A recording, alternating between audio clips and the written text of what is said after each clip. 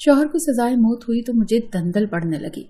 देवर ने हालत देखी तो मुझे उठाकर अपने कमरे में ले गया। सुबह हुई तो कहने लगा, भाभी सूफी बरकत अली के यहाँ चलते हैं। वहां पहुंचे और सूफी बरकत अली से दुआ करवाई। सूफी ने कटोरे में 2 घूंट पानी पीने को दिया। मेरी आंख लग गई। हैदराबाद पहुंचे, होश उड़ गए। मेरा शौहर वैसे तो बहुत अच्छा था, बहुत मोहब्बत करने वाला था, लेकिन मिजाज का झगड़ालू था। घर में तो ज्यादातर किसी को कुछ नहीं कहता था, लेकिन अगर मोहल्ले में किसी की कोई बात उसे बुरी लग जाती तो लड़ने झगड़ने लगता। मैं अपने शौहर को इस आदत से बहुत तंग थी। आए दिन मुझे मोहल्ले की कोई न कोई खवातीन आकर मेरे शौहर के बारे में यही कहती कि तुम्हारा शौहर बात बात पर लड़ने झगड़ने के बहाने ढूंढता है, उसे घर पर ही रखा करो। मैं जिस कदर नर्म मिजाज और खामोश तबा किस्म की खातून थी, इतना ही मेरा शौहर तेज मिजाज का था। घर में शायद इसलिए भी लड़ता झगड़ता नहीं था क्योंकि मैं उसके काम वक्त पर कर दिया करती थी। जैसे ही वो काम से घर आता, खाना उसे तैयार मिलता, कपड़े उसे इस्त्री मिलते, मैं उसे लड़ने झगड़ने का कोई मौका देती ही नहीं थी। मेरे घर में मेरे शौहर के अलावा बस मेरा एक छोटा देवर था जो कि पढ़ रहा था। सास ससुर बड़े जेठ के साथ दुबई में रहने के लिए गए थे। काफी ज़ईफ हो चुके थे, 6 माह उन्होंने वहीं रहना था। मैं अभी मोहल्ले की शिकायतों से ही परेशान थी। फिर जो मेरे शौहर ने किया मेरे गुमान में मिला था। चंद दिनों से सामने वाले घर में कुछ नए किराएदार आए थे। उनका 20 साल लड़का भी बड़ा झगड़ालू किस्म का था, गुस्से का तेज था।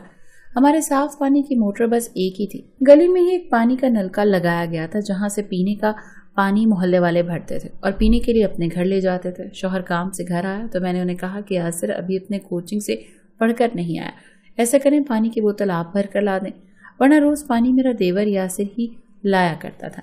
शौहर ने कहा ठीक है, तुम रोटी तैयार करो, मैं अभी पानी की बोतल भर कर लाता हूँ। वो खाली पानी की बोतल उठाकर घर से बाहर चला गया। मैंने रोटी बना के रख दी। खाना तैयार था। गली में ही वो नल लगा हुआ था, ज्यादा वक्त नहीं लगता था पानी लाने में, लेकिन शाम के वक्त अक्सर 2-4 लोगों की लाइन लगी होती थी। लेकिन मेरे शौहर को गए 1 घंटा गुजर चुका और वो अभी तक नहीं आया। अचानक से मुझे गली से शोर की आवाज आने लगी। शौहर की तरफ से मुझे जरा भी मेन दरवाजे पर खड़े होने की इजाजत तक न थी, इसीलिए मैं कभी भी दरवाजे पर खड़ी होकर बाहर नहीं झांकती थी।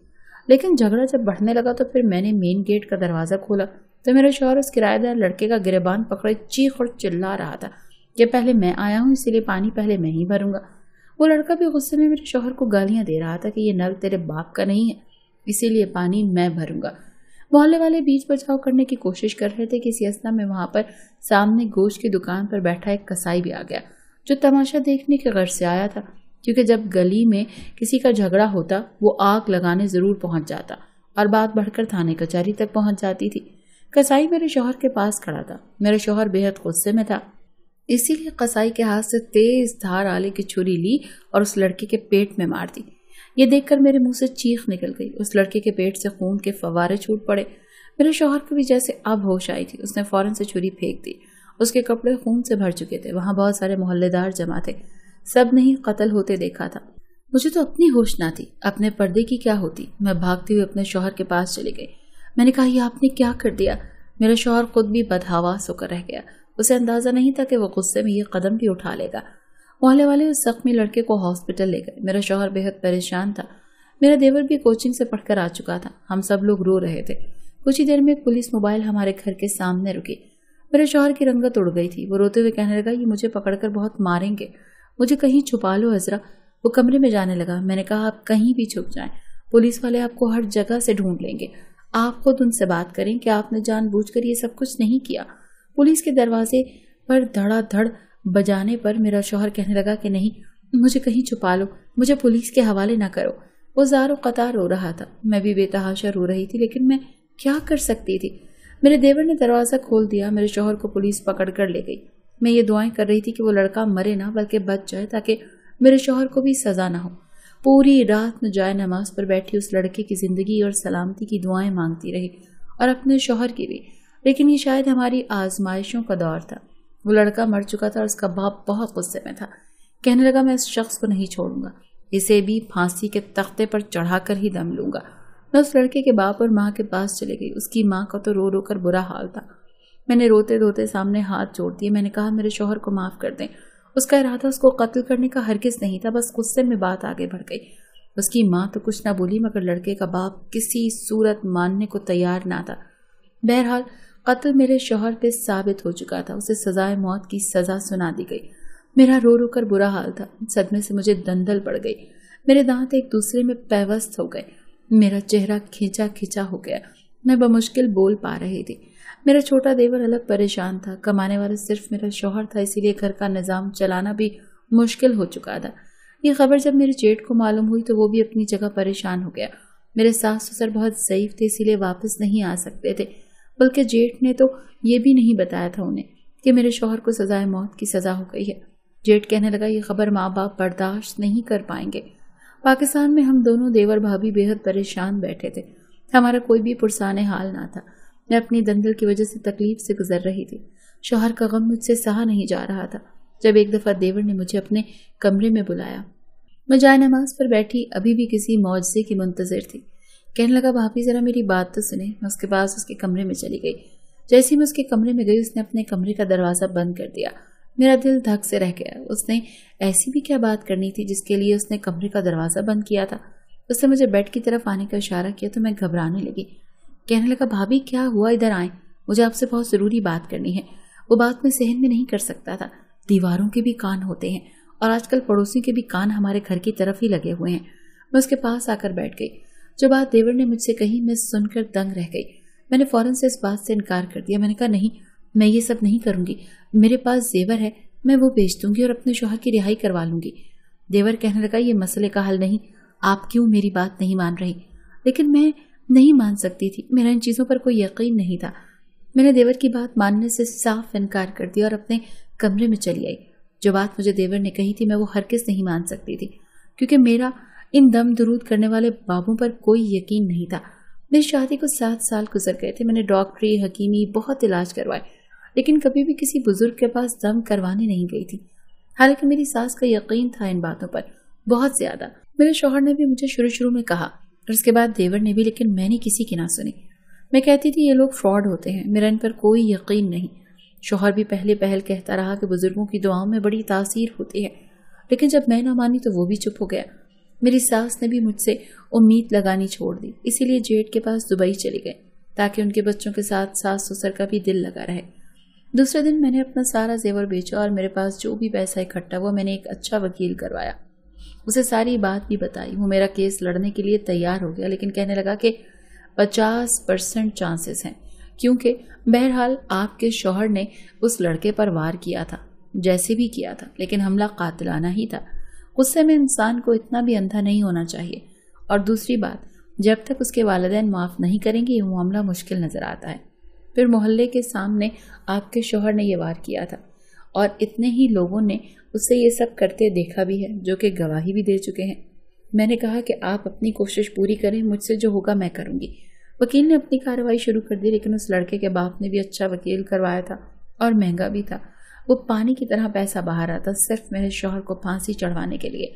मैंने उस लड़के के वालिद को दोबारा से मिन्नत समाजत की कि खुदा के लिए मेरे शौहर के अलावा मेरा और कोई सहारा नहीं है, मेरे शौहर को ये कत्ल माफ़ कर दे।